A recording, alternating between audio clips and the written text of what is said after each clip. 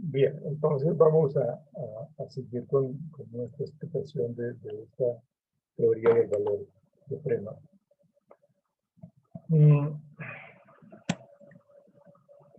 Miremos un poco algunos ejemplos de esta teoría del valor de Prema, ¿no?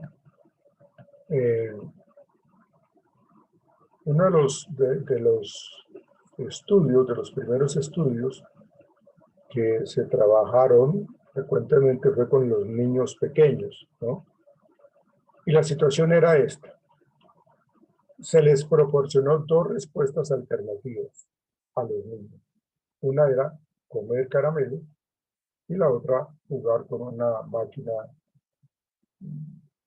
digámoslo, un videojuego, para luego medir qué respuesta era más probable para cada niño.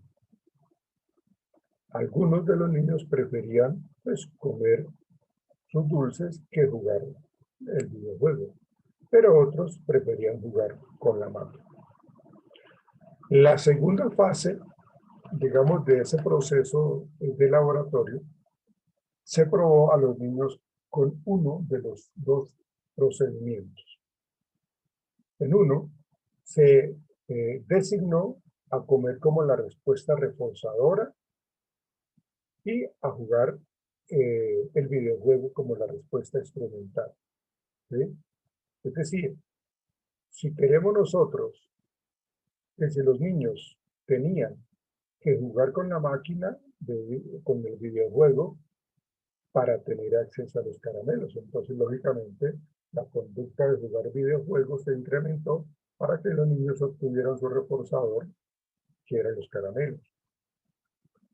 En congruencia, pues, con la teoría de Prema, en esa circunstancia, solo los niños que preferían jugar sus videojuegos, perdón, solo los niños que preferían comer a jugar con los videojuegos mostraron ese efecto de reforzamiento. En la otra prueba se invirtieron los papeles de ambas respuestas, es decir, comer fue la respuesta instrumental y jugar el videojuego la respuesta reforzadora. Los niños tenían que comer dulces, caramelos, para tener acceso al videojuego. En esta situación, solo los niños que preferían jugar que comer mostraron un efecto de reforzamiento. Entonces, realmente esas aplicaciones del principio del Prema es muy, muy buena, ¿sí? Y ha tenido un gran impacto en el diseño de los principios de reforzamiento utilizados para ayudar a diversas poblaciones que tienen ciertas condiciones clínicas, ¿sí? Por ejemplo, con niños con autismo, ¿sí? Con, se trabajaron con niños con autismo, entrenándolos en algunas habilidades académicas en distintos niños con autismo. Entonces, por ejemplo, las tareas incluían identificar entre varios objetos cuáles eran iguales o diferentes de uno sostenido por el profesor, sumar monedas y dar respuestas correctas a oraciones diseñadas para enseñar cierto tipo de asociación o de preposiciones, ¿sí? En una condición experimental se usaba como reforzador algún alimento preferido, por ejemplo, una chocolatina o una malteada o un cereal o una galleta, sin que se hubiera programado privación alimenticia, ¿sí? Acuérdense que cuando a veces nosotros queremos que las personas respondan, se tiene que privar de alimentación. Pero acá en este experimento lo que estaban haciendo es, se usaba como reforzador eso que les comenté, el trozo de chocolate, la malteada, el cereal, la galleta, sin que se hubiese programado la privación de respuesta. Entonces, ¿qué se logró con esto? Permítanme que les estoy dando ingreso aquí a unos minutos. ¿Qué se logró con esto? Bueno, en otra condición, el reforzador consistía en la oportunidad de realizar una respuesta estereotipada durante 3 a 5 segundos. Acuérdense de que los niños con autismo o con el espectro autista tienen conductas o respuestas estereotipadas, como balancearse, como mover la cabeza, como mover los brazos, las piernas. O sea, son conductas muy repetitivas que ellos tienen como condiciones de seguridad. Lo hacen porque para ellos, en cierta manera, eso les brinda control y seguridad. En cada caso, de lo que yo les acabo de mencionar, la oportunidad de participar en la respuesta estereotipada generaba un mejor desempeño en el entrenamiento de las tareas que el reforzamiento alimenticio.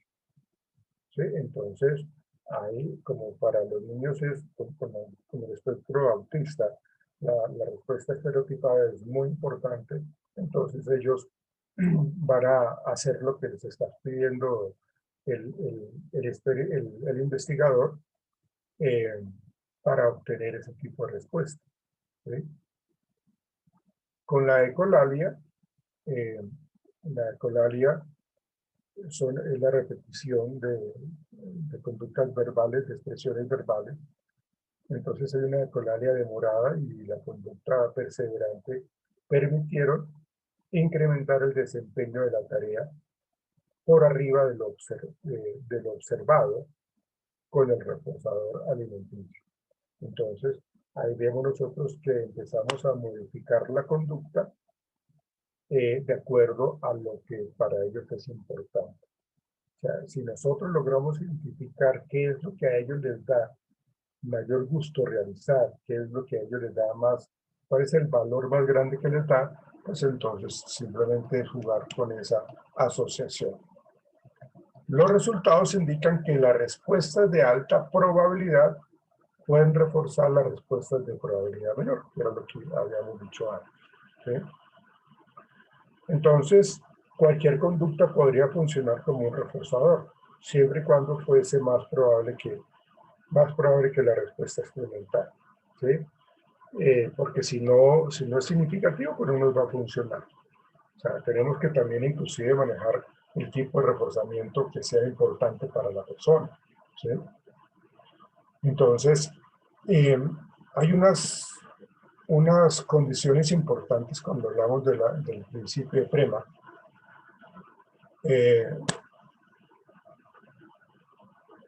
Que, como les digo, pues está muy ligado a la parte motivacional, está muy ligado al condicionamiento operante, que indica que cuando dos estímulos se vinculan, el que tiene mayor probabilidad de ocurrir refuerza posiblemente y positivamente a la conducta menos probable. ¿Sí? Entonces, ahí vemos nosotros como esa parte de lo que tiene que ver con la teoría del valor de Prema. Miremos entonces algunos factores importantes en la teoría de Prema.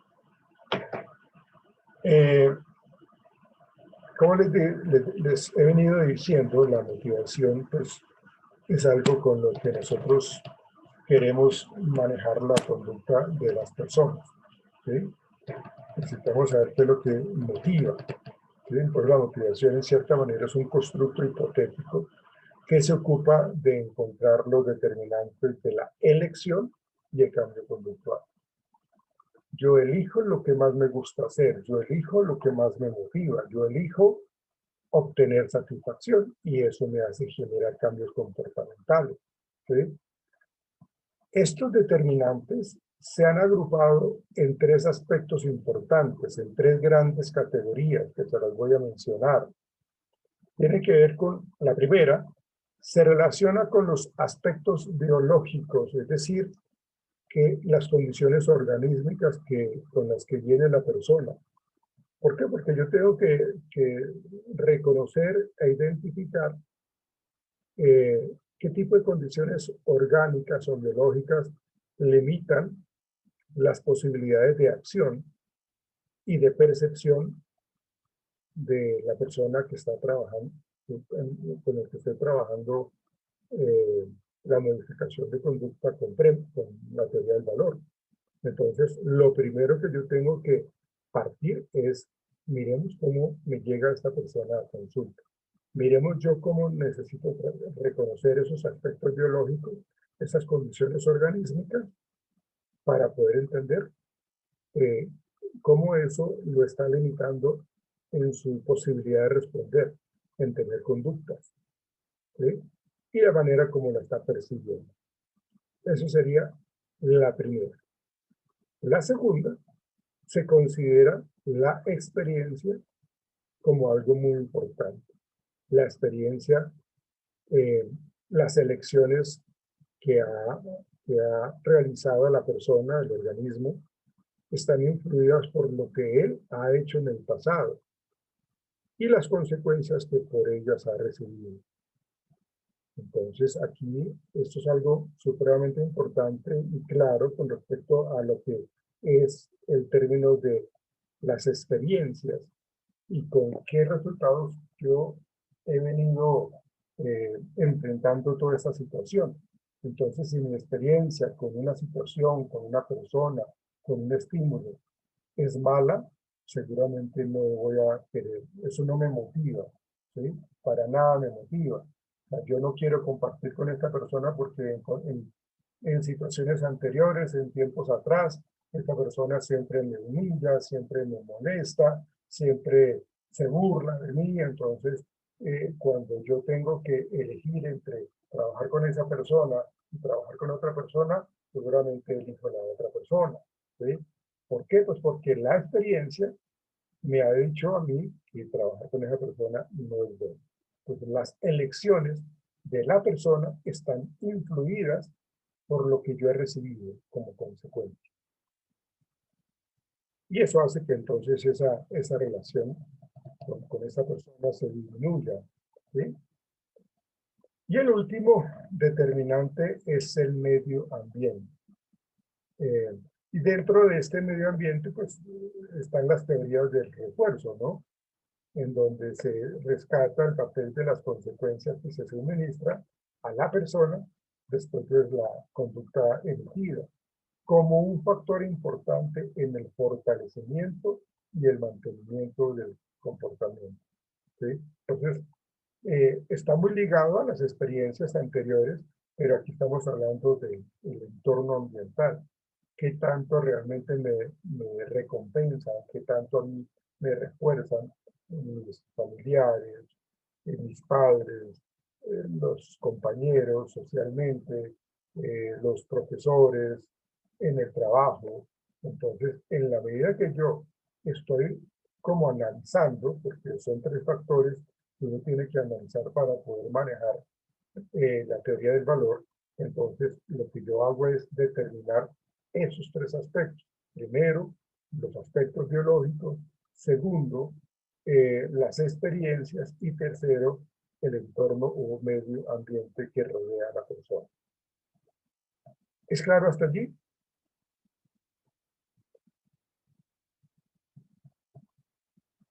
¿Es claro o no es claro? Díganme, por favor.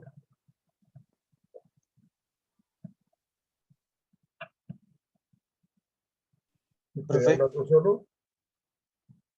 profe, Señor.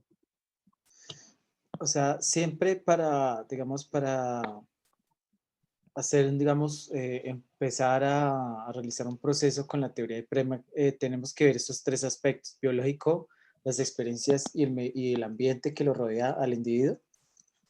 Sí, sí, sí, claro. Y acuérdense en algo que yo he mencionado siempre, y es partir de la línea base, ¿no? Cuando hablamos de la línea base, estoy evaluando esa parte biológica. ¿Con qué, con qué herramientas cuenta la persona? ¿Con qué herramientas conductuales? ¿Con qué repertorio conductual? ¿Con qué habilidades cuenta esta persona? ¿Sí? ¿Con qué capacidad cognitiva llega a él? ¿Qué limitaciones sensoriales tiene? Yo tengo que hacer una línea base para poder partir de allí qué es lo que yo quiero en el paciente, ¿sí? O sea, yo no puedo, eh, y esto es algo muy importante tenerlo siempre en cuenta en los procesos terapéuticos, que yo no puedo partir de, ¿sí?, empezando a hacer un tratamiento si yo no estoy viendo con qué llega el paciente, porque voy a trabajarle algo que ya lo tiene, que ya la persona lo ha adquirido mucho tiempo atrás, entonces estoy perdiendo el tiempo. Y en cierta manera, pues como que le estoy generando a la persona cierto tipo de molestia. Entonces, no, lo más adecuado aquí es de que yo trabaje, aparte de esto que les he estado mencionando, pues que también trabaje lo que tiene que ver con, eh, con esa línea base. ¿Sí? ¿Por qué? Porque nosotros necesitamos ver cómo llega el paciente, es decir, cuál es esa dotación biológica, ¿sí? Cuáles puede percibir y con cuáles puede interactuar. ¿Sí? Entonces yo necesito como trabajar esa parte. En la medida que yo logro reconocer eso, pues me va a funcionar. La experiencia que la persona ha tenido en algunas o con dichas conductas, con ciertas respuestas que da, pues también me dice a mí que tenemos que ayudarle a modificar ese tipo de conducta. ¿Sí? Entonces, eh, el valor es entonces una dimensión del estímulo eh, que es la medida en que da alternativas de respuesta, que era la que yo les comentaba. A mayor tiempo que yo me dedique a esta actividad, eh, estoy diciendo que esa parte le estoy dando mayor valor. Tal valor determina la duración de las respuestas de interacción con el estímulo y la persona. Entonces, ahí es importantísimo esa parte con la teoría del valor de Prema. ¿Sí? Y como les digo, pues tenemos que partir de esa línea base para poder trabajar y para poder mirar realmente qué avances ha tenido la persona. ¿Sí? Es una condición muy importante que permite, como les digo, eh, identificar los cambios o las mejoras que ha tenido eh, el paciente, ¿no? Eh, no sé si tengan alguna pregunta hasta allí, algún comentario que quieran hacer.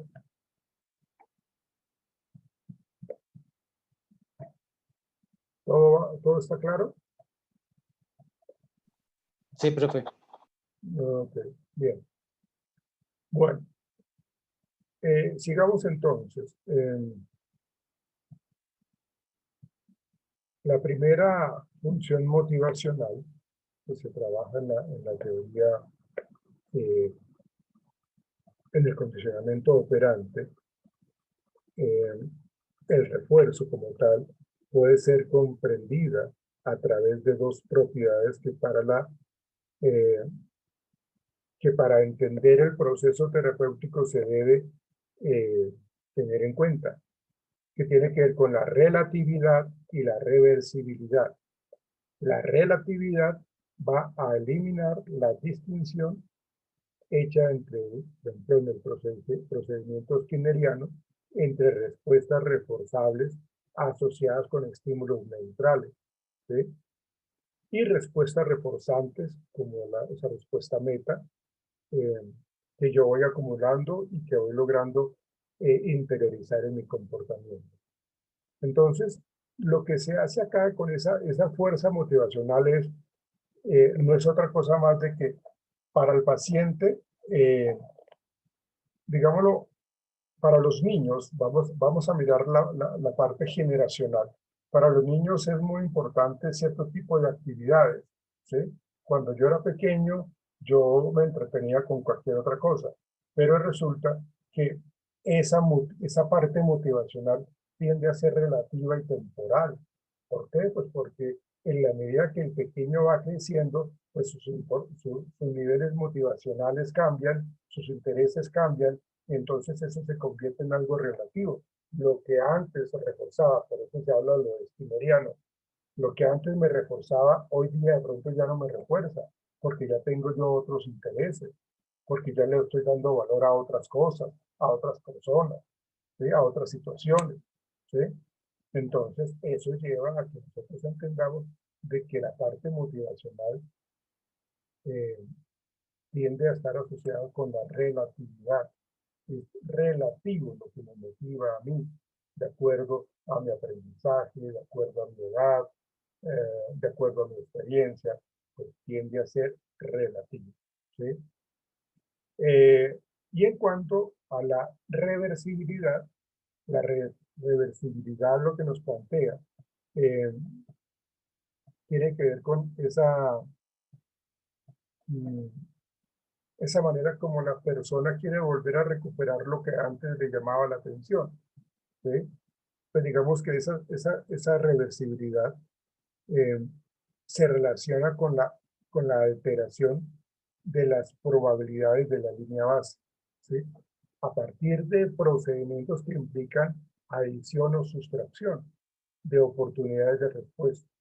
Entonces, lo que nos dice esto es de que cuando nosotros estamos asumiendo ciertas conductas que de pronto esperamos de que sean fructíferas, que sean funcionales, resulta que no me han funcionado. Es decir, no recibe ningún tipo de reforzamiento para mí. Entonces, cuando yo utilizo toda esa gran cantidad de respuestas y no obtengo ningún tipo de reforzamiento, se me acabaron las oportunidades de respuesta. Entonces la reversibilidad me dice a mí que yo entonces prácticamente estoy en un retroceso, ¿sí? En donde yo eh, me, han, me han suprimido una gran cantidad de reforzadores y entonces me toca a mí es actuar como yo actuaba anteriormente. Esa es la reversibilidad, porque ya no sé cómo más hacer, ya no tengo oportunidades de respuesta, ¿sí? Entonces, esa situación hace que nosotros podamos eh, llevar a una línea base del paciente para generar entonces posteriormente nuevas alternativas de respuesta, mucho más adaptativas, que le permitan a la persona obtener mayor ganancias, ¿sí? ¿Por qué? Pues porque las respuestas que está adquiriendo entonces sí le van a servir, sí van a ser mucho más prácticas, sí van a ser mucho más funcionales. Lo que yo hice fue quitarle entonces todo ese reforzamiento que tenía la persona y ahora le enseñé otra serie de conductas mucho más adaptativas y ahora sí se las estoy reforzando. ¿Por qué? Pues porque están apareciendo.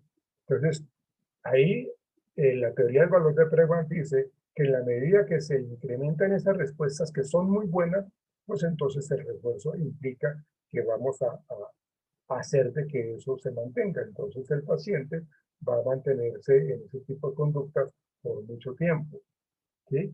Dejando de responder o de emitir cosas que realmente le generaban malestar. Eso sería. Bien, vamos a mirar una...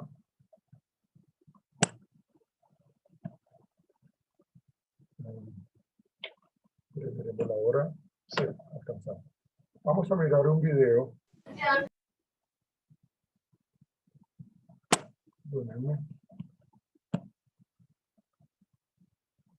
Vamos a mirar un poco de esa parte de la motivación, ¿verdad?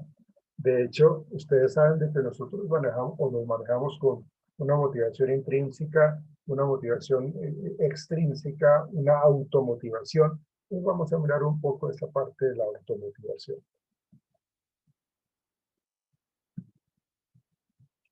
Permítanme entonces.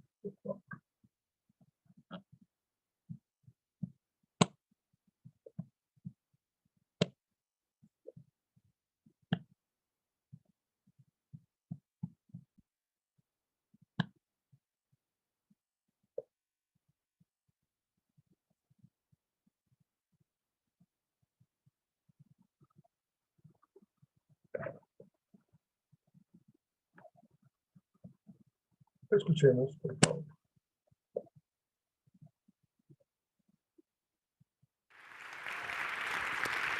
Thank you. Thank you. Beyond boundaries. What a theme, huh? Beyond. Now, when I think of boundaries, I think of rules, regulations, and restrictions. And I think of the parents and the teachers and the supervisors who hold us accountable with regard to those boundaries. Now, that's not a bad thing. I know if you're like me, I need supervisors. I need someone holding me accountable to do the right thing. But beyond boundaries is something different. I think of those leaders, those teachers, those supervisors, those parents who inspire us to go beyond the call of duty, to do more than we have to do it not because they tell us, but because we want to. I would like to share with you what the research says about how to make that happen. And not just for other people, but for yourself. Here's the deal. How can we inspire people and ourselves to be self-motivated? There's another word.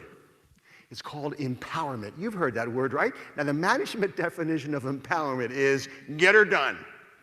Just get her done with fewer resources and less time. I empower you. Make it happen. I'm talking about feeling empowered. That's different. Feeling empowered is when you're self-motivated. Now, if you want to know if you feel empowered or if your child, your student, your worker feels empowered, ask them 3 questions. And if they say yes to these 3 questions, they will feel empowered. And by the way, this is not based on common sense, it's based on research. But you've all been there, so it'll feel like common sense. Question number 1, can you do it? Albert Bandura calls it self-efficacy. Do you believe you can do it? Do you have the time, the knowledge, and the training to do what we're asking you to do? If you answer yes, good. Second question, will it work? Do you believe that we're asking you to do the process will work? Albert Bandura calls that response efficacy, believing that the behavior will lead to the ultimate outcome. By the way, that takes education, right? We have to show them the data. We might show them some theory. We show them, teach them why this might work. I just used the word education. Earlier, I used the word training. Is there a difference? In elementary school, we call it education. Middle school, education. High school, education. College, higher education. Then you go to industry. What do you call it? Training. You have your training department. There must be a difference. Well, you know the difference. Do you want your kids to have sex education or sex training? And your kids might answer the question differently. Because you know that training means you do the behavior and you get feedback. That's powerful. Powerful. Have you ever heard this word, online training? It's an oxymoron, isn't it? I mean, training is watch the behavior. Online training, it's like plastic silverware, jumbo shrimp, legal brief, country music. I mean, it doesn't work. Okay, so if you answer yes to it will work. Third question, is it worth it? So we've had a training question, we've had an educational question. This is the motivational question. Do you believe the consequences? This is about consequences. B.F. Skinner taught us this, selection by consequences. Dale Carnegie quoted B.F. Skinner and said, from the day you were born, everything you did was because you wanted something for doing it. Consequences. Is it worth it? So you have to convince people that it's worth it. Now, by the way, if you answer yes to those 3 questions, you feel competent.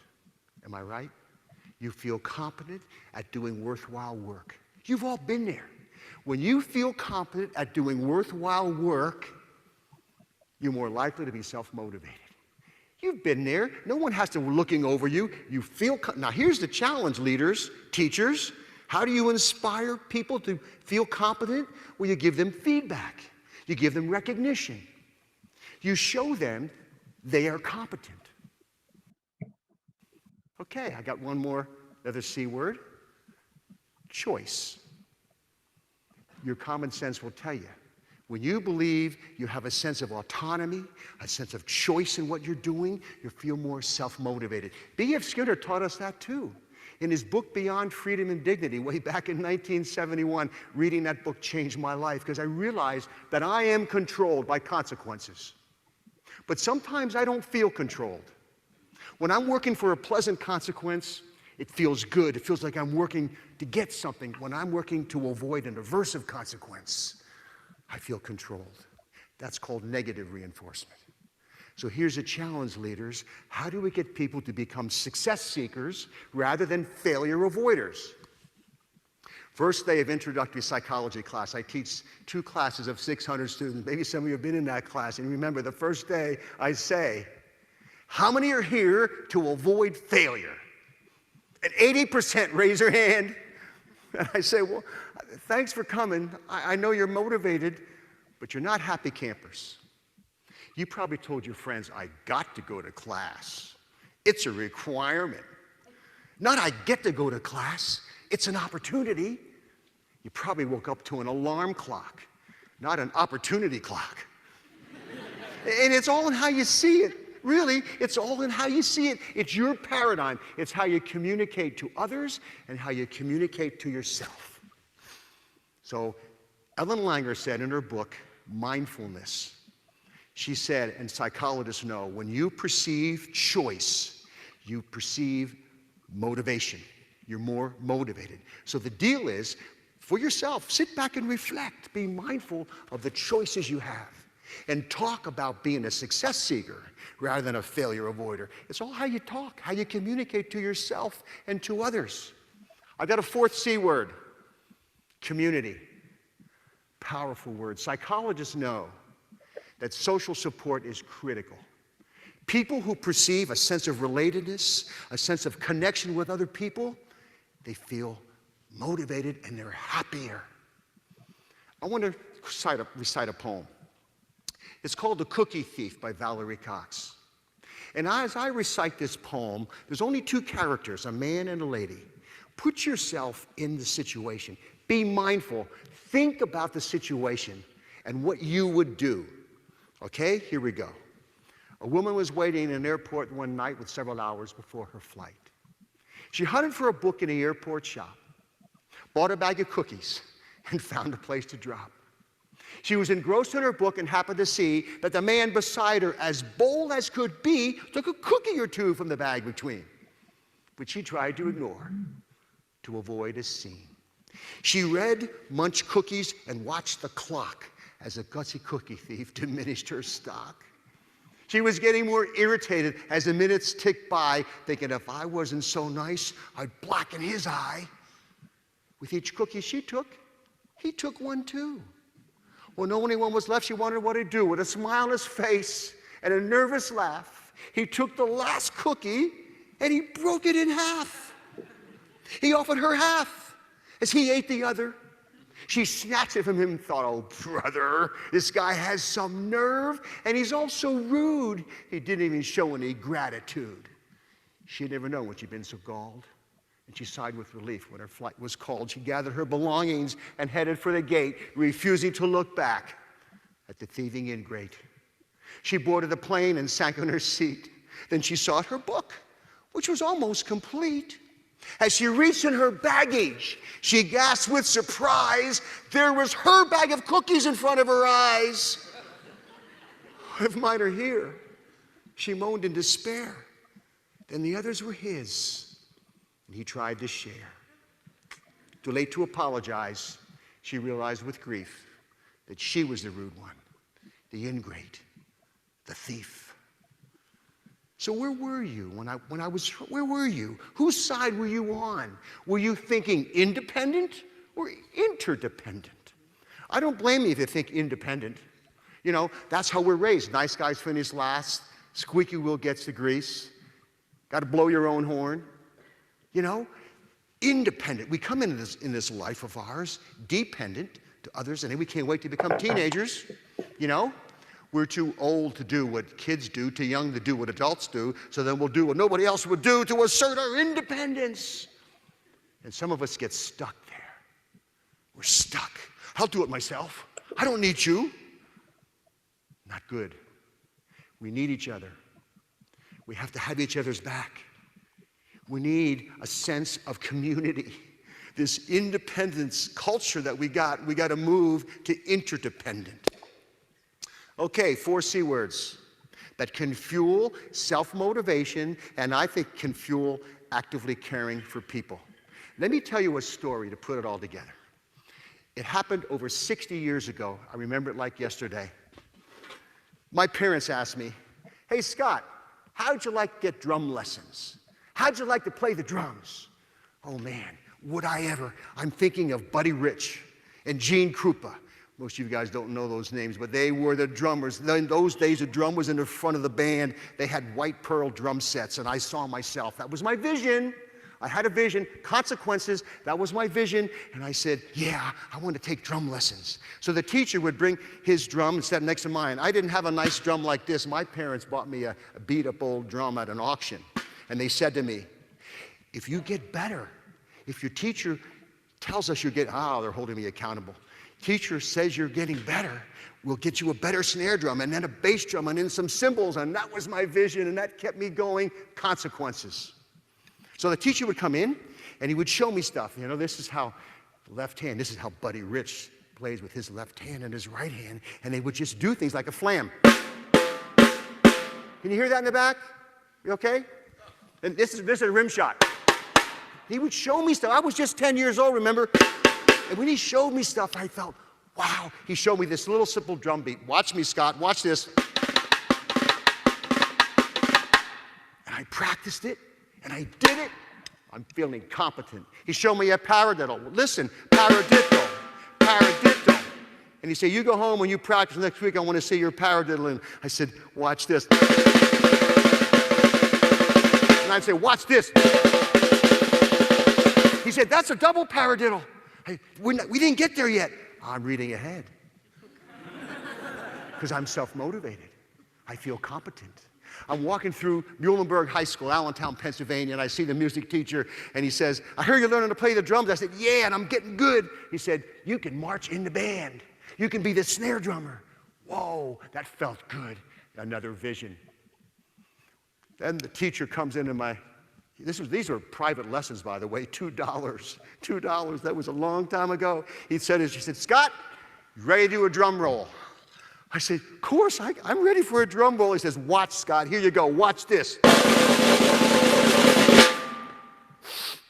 Would you do that again? Scott, this is easy. Watch me. Now you practice that, and next week, I want to see a drum roll. He comes back the next week, he says, how's your drum? I can do a paradiddle. That's regression. I want to see a drum roll. Week after week, now we're talking about distress.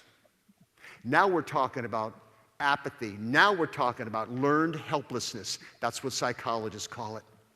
I remember walking through that elementary school and seeing the music teacher, and he said, so Scott, how you doing? How are the drums? Not so good.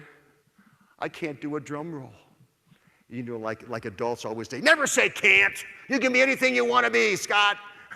No, I can't do a drum roll. I've tried and I tried, and I've kind of given up. And he said, Scott, when you ever get overwhelmed, break it down. Break it down. Can you do a paradiddle? Yeah.